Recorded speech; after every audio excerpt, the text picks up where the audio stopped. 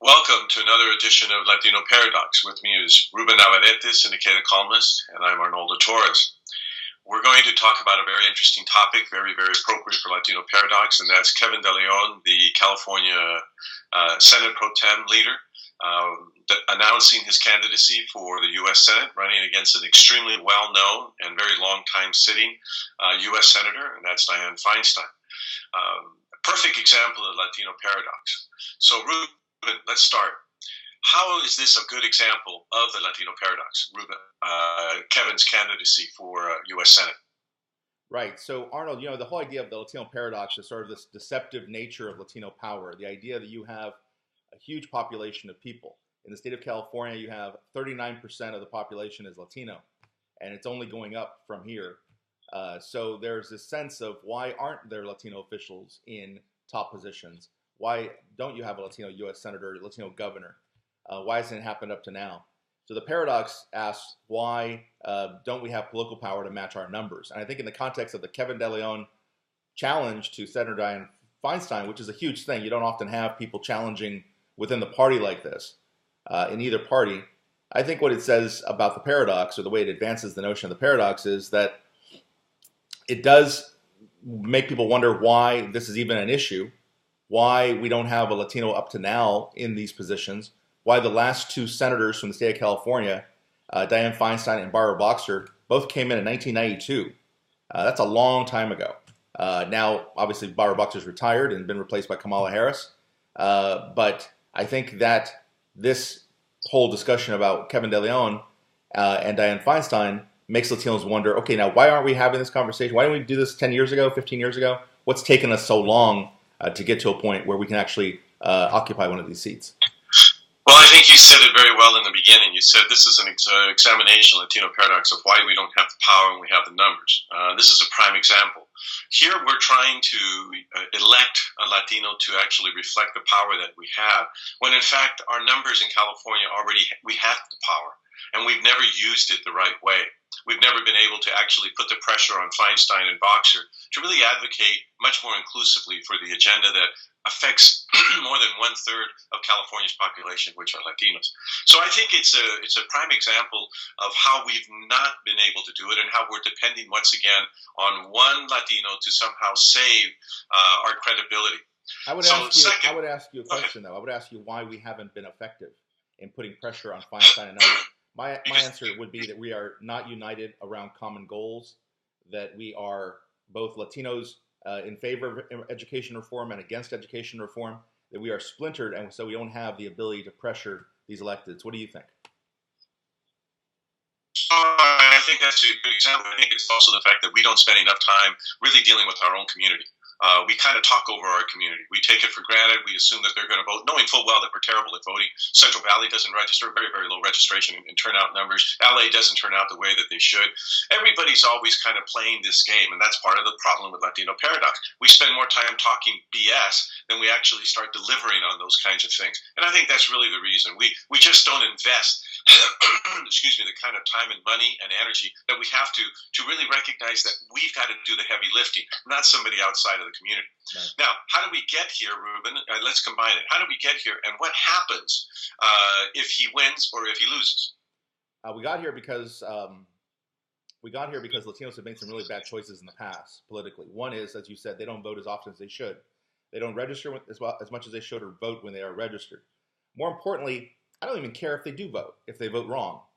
If the goal is for them to vote and get them out to turn out to vote, but they always just check the Democratic box next to Feinstein or Boxer, and they're basically able to they constantly put back in office and help reelect people who aren't serving them, just out of habit, out of name recognition or loyalty to the Democratic brand, well, then they're hurting themselves, even by voting. It's working against their interests.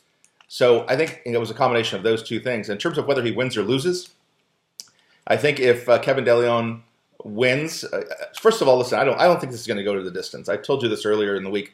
I think this is academic, because I don't think you're going to get to a point where you walk into the ballot box on election day and see two names on the ballot, De Leon and Feinstein, for the Democratic primary.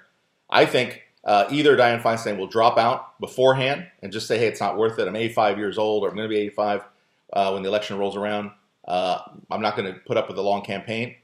and spend all this money, or Kevin De Leon eventually backs out. So I don't think this will go to the wire, but independent of how it turns out, I think it will send a message, hopefully, if it ends well, that Latinos are getting restless with the idea of being led by other people, and they want to lead themselves. I think we got here, Ruben, because excuse me, the Democratic Party in California is a hypocritical party. It's a party that says Latinos are only good for these kinds of positions. And John Burton being a super liberal, but his unbelievable arrogance and his treatment and his condescension is just unbelievable. It's just I've never seen it before. But if it's going to exist anywhere, it exists in California. So that one, and then two, Latinos simply feel like we are owed a certain level. We don't work and prepare ourselves for that. I think Kevin is a good candidate in some aspects, but I don't think Kevin's prepared to be the U.S. Senator of California because he's an ideologue. He's going to come in and only argue one position. We've already got Kamala Harris there. The last thing we need is another member who plays to an extreme position as opposed to really trying to solve problems. And we don't have problem solving. And I think that's why we are where we are. We're going to expect him to be able to come in and do things that I don't think he's prepared to do.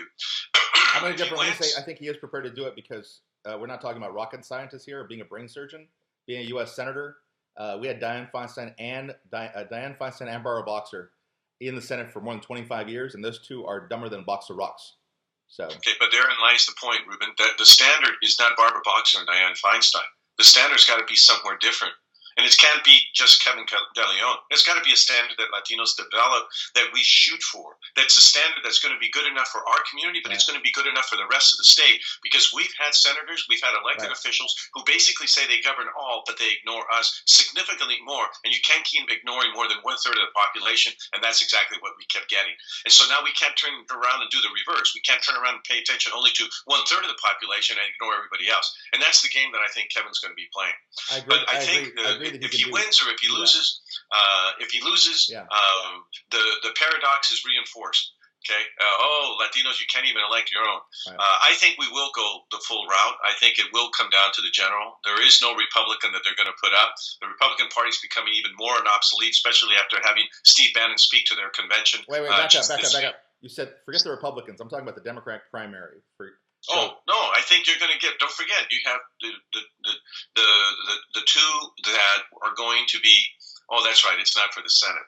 So I'm just saying in the Democratic primary, are you telling me you think that Kevin De Leon and Dianne Feinstein will both go to the wire? That you and I, when we go to vote, we'll see these two names on the ballot. Yeah, I think we will. If that's the case, Dianne Feinstein will crush him because she'll outraise him 5-1, and she's got better name recognition. She'll crush him. Yeah, that's very true, Ruben. That's very possible. But it is also very, very possible that that young element in California who keeps now arguing, that element, that so-called progressive element, who's arguing for one, good example, single payer. Unbelievable. We have deficits in the state of California. We have big fires. We're going to have big problems. And you've got this element that says, oh, my God, we have to have single payer. That element, if they come out, they're going to come out for Kevin. They're not going to come out for Dianne.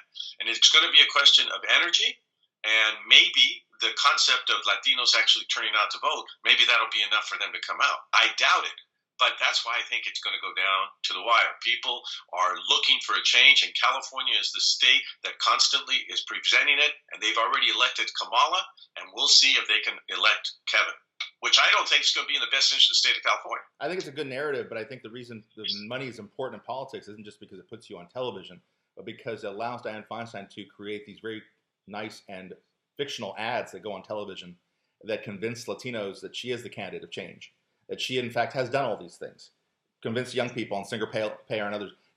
She'll be able to twist the narrative in such a way that by the time we're done with her, you won't recognize her when you see her on television. You'll think, oh my goodness, she really has delivered. I think that was the politics of the past. I think the cultural war is becoming a generational war like it did during the 60s. And I think that's what we're about to see, and that's what we're about to see play out very well. It'll get interesting. If you're right, then we're in for an interesting ride in California.